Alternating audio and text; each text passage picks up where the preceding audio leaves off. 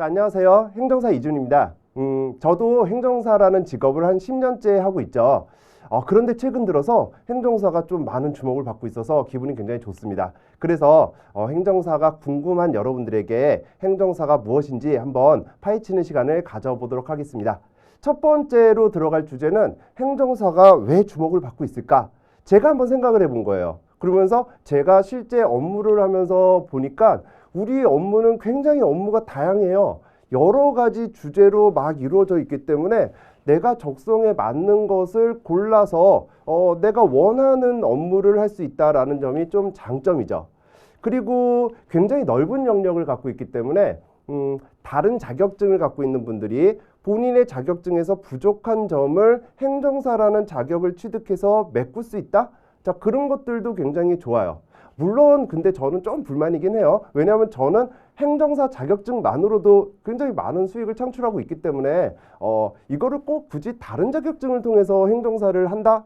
이거보다는 행정사 자격증 그 자체로 우리가 보시면은 굉장히 탄력성 있는 업무를 바탕으로 업무를 골라서 그 다음에 내 여건에 맞춰서 할 수 있다. 그래서 그 독립된 자격증으로 굉장히 메리트가 있는 것 같아요. 자, 시간이 회전율이 굉장히 빠른 업무도 있고 그 다음에 우리가 한두 달 전념해야 되는 업무도 있어요. 조금 농담을 한다면은 사실 그런 업무마다는 시간에 따라서 좀 수익료가 틀려지기는 하죠. 그렇기는 하지만은 제가 좀 가정일을 해야 된다라고 한다면은 그때는 회전율이 좀 빠른 업무에 제가 좀 투자를 하면서 행정사업을 계속 영위할 수 있고 그 다음에 조금 이제 가정을 위해서 돈을 많이 벌어야 한다라고 한다면은 전문적으로 공부를 해가지고서 한두 달에 투자하는 업무를 진행하기도 하죠. 자, 그 다음에 제가 행정사를 땄을 때 가장 좋았던 점은 사실 영어 점수가 필요가 없었어요. 각종 자격증으로서 논술형 그리고 자격증으로 그리고 독립된 우리가 자격증으로서 업무를 갖고 있는 그런 전문 자격사들은 보통 영어 점수가 많이 있어요. 그런데 영어 점수가 없었기 때문에 조금 공부하는데 수월했었죠. 자, 그러면 행정사 업무는 어떤 것이 있는가? 사실 이 행정사 업무에 대해서는 뭐 제가 여러분들한테 말씀드리는 것보다는 명백하게 행정사법에 업무 조항이 규정되어 있죠. 자, 독립된 법에 업무 조항이 딱 있고 그 다음에 그 업역을 보호하기 위한 벌칙 조항이 있다라는 것은 여러분들이 잘 모르실 수는 있겠지만은 굉장히 우리가 자부심을 느껴야 될 거예요. 그런 법들이 그렇게 많지는 않거든요. 자, 그러면 행정사법에 규정된 업무는 9가지가 있어요. 9가지 중에 제가 좀 여러분들이 그래도 솔깃할 만한 업무 3가지를 한번 들어놨죠. 자, 최근 들어서 우리 뭐 국가가 행정국가다 또는 뭐 국제화 시대다 이런 얘기를 좀 많이 들으실 거예요. 행정국가다, 국제화 시대다. 자, 그렇다면은 행정에 관해서 우리가 무슨 일을 하더라도 인가나 허가를 받아야 되고 면허를 받아야 되고 등록을 해야 되죠. 자, 그런 인가, 허가, 그 다음에 각종 등록 업무를 우리 행정사는 대리권을 가지고 수행을 해요. 자, 이것은 대리권이에요. 그 다음에 행정관계 법령에 관한 상담과 자문권이 있어요. 그렇기 때문에 이제 각 기업체와 좀 자문 계약을 맺기도 하고 이런 것들이 활발하게 이루어지기도 하죠. 자, 그 다음에 행정사라는 그런 자격증의 이름 때문에 그런지 행정에만 너무 여러분들이 국한시켜서 생각하시는데 사실 그렇지 않아요. 권리 의무에 대한 서류 작성, 물론 대행권이라는 게 좀 아쉽기는 하지만은 이 부분은 개인과 개인 간의 거래부터 해서 각종 회사 간의 거래까지 발생하는 모든 서류를 작성할 수 있는 대행권이 있는 거죠. 자, 이게 우리의 업무예요. 이게 행정사법에 규정된 업무라면 네 번째는 제가 국제화 시대에 걸맞게 좀 좋은 점이 있는 거라서 하나 드러났어요. 법무부 지정된 그 출입국 관리, 우리가 외국인 지원청에서 대행기관으로 지정된 자격사는 행정사예요.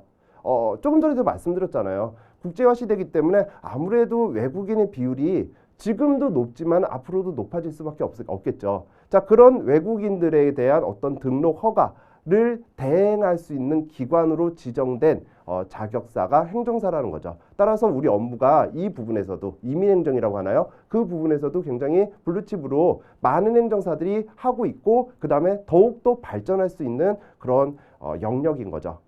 자, 그럼 이런 행정사가 되기 위해서는 어떻게 우리가 준비를 해야 될까? 그러면 과연 그 시험이 어떻게 구성이 됐을까? 이것을 알아보시면 되겠죠. 자, 시험은 전문 자격사이기 때문에 논술형 시험이 들어가요.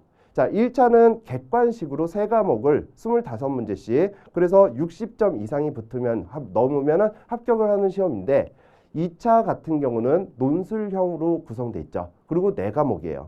자, 1차는 여러분들이 민법 총칙, 민법이라는 과목 중에 그 앞에 뭐 총론적인 측면에 그 민법 총칙이 들어가고, 그 다음에 행정사다 보니까 아무래도 행정법과 행정학 개론으로 이루어져 있어요. 1차는 조금 과목의 범위, 영역은 좀 넓은 편이죠. 하지만 객관식이라는 점. 그 다음에 2차 같은 경우는 좀 세분화돼 있죠.